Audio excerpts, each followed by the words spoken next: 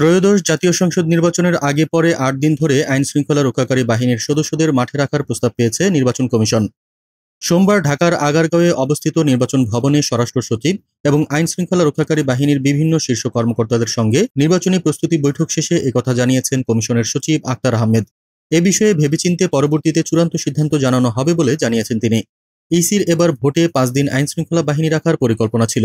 আজকের বৈঠকে ৮ দিন রাখার প্রস্তাব এসেছে। এটা পরীক্ষা নিরীক্ষা করা হবে। সাংবাদিকদের বলেন মিস্টার আহমেদ, সবশেষ সংসদ নির্বাচনেও ৮ দিনের জন্য মাঠে রাখা হয়েছিল সেনাবাহিনী, বিজিবি সহ অন্য আইনশৃঙ্খলা রক্ষাকারী বাহিনীর সদস্যদের। তবে নির্বাচনকে ঘিরে আইনশৃঙ্খলা রক্ষাকারী বাহিনীর প্রধানরা কোনো উদ্বেগ প্রকাশ করেননি বলে জানান নির্বাচন কমিশন সচিব। তারপরও পরিস্থিতি নিয়ন্ত্রণে রাখতে সশস্ত্র বাহিনীর ৯০,০০০ থেকে ১ লাখ সদস্য মাঠে দায়িত্ব পালন করবেন বলে জানিয়েছেন নির্বাচন কমিশন। এছাড়া আনসারের ৫ লাখ সদস্য মোতায়েন থাকবে। আসন্ন ত্রয়োদশ জাতীয় সংসদ নির্বাচনে ড্রোন ব্যবহার নিষিদ্ধের সিদ্ধান্ত নিয়েছে নির্বাচন কমিশন ইসি। নির্বাচনে আইনশৃঙ্খলা ও গোপনীয়তা রক্ষার স্বার্থে এই সিদ্ধান্ত নেওয়া হয়েছে বলে ইসির আইনশৃঙ্খলা সংক্রান্ত সভার কার্যপত্রে উল্লেখ করা হয়েছে।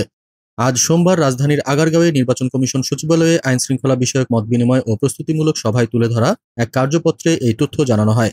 এতে বলা হয়, ড্রোন একটি আধুনিক প্রযুক্তি হলেও নির্বাচনকালীন সময়ে এর ব্যবহার নানা ধরনের ঝুঁকি ও অসুবিধার তৈরি করতে পারে।